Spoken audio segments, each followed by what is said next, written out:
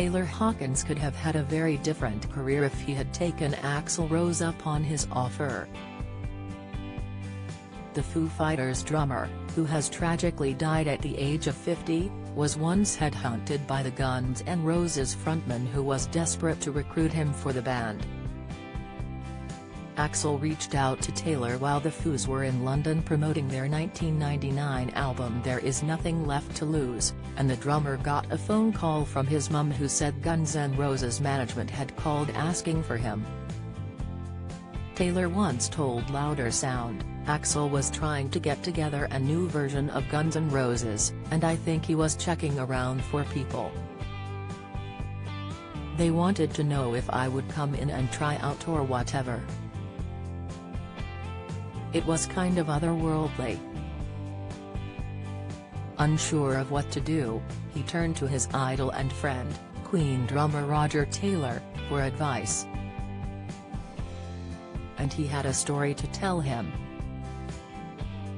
Roger shared how he faced a similar decision back in the early 70s, when former Mott the Hoople singer Ian Hunter and guitarist Mick Ronson wanted to recruit him for a new band they'd call Hunter Ronson Taylor.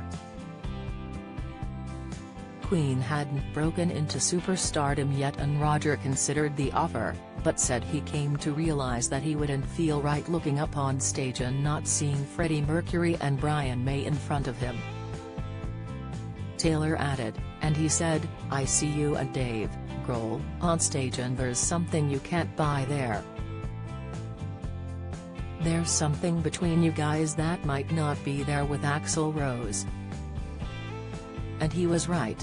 Speaking about his friend, Taylor went on, "For all our trials and tribulations, Dave is like a brother. When we walk out on stage, every time we nod and look at each other and go, all right, here we go. We're getting in the ring together." Dave had recruited Taylor for the band after a fallout with drummer William Goldsmith saw him quit.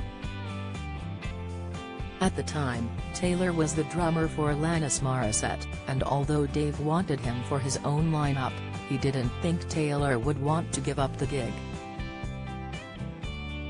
He once told LA radio station 95.5 Claus, "When it was time to look for a drummer, I wished that he would do it but I didn't imagine he would leave Alanis Morissette because at the time she was the biggest artist in the world.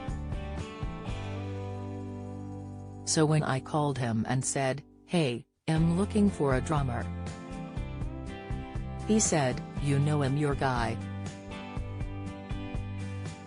And I think it had more to do with our personal relationship than anything musical.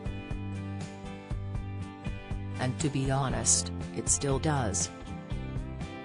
Our musical relationship, the foundation of that is our friendship, and that's why when we jump on stage and play, we're so connected because we're like best friends, and it's great." Describing the moment they met, Dave added, "Oh my God. The first time we met, we were at some radio show backstage, and he came up with a beer in his hand. He's like, 'Hey, man, what's up? I'm Taylor, I play with Alanis Morissette. Dude, I love your record, it's so cool.'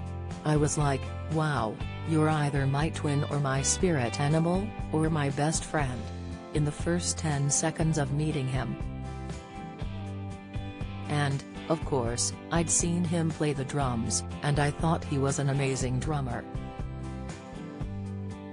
Foo Fighters shared the tragic news that Taylor had died yesterday.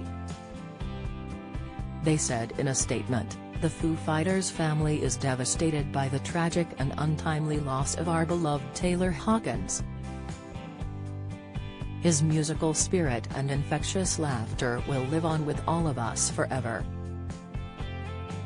Our hearts go out to his wife, children and family, and we ask that their privacy be treated with the utmost respect in this unimaginably difficult time."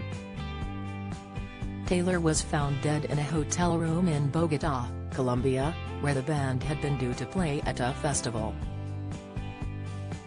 Colombian officials have said Taylor had traces of 10 different drugs in his body when he died. Has believed to have suffered a suspected heart attack, according to health chiefs in Bogotá, which is likely to have been due to an overdose.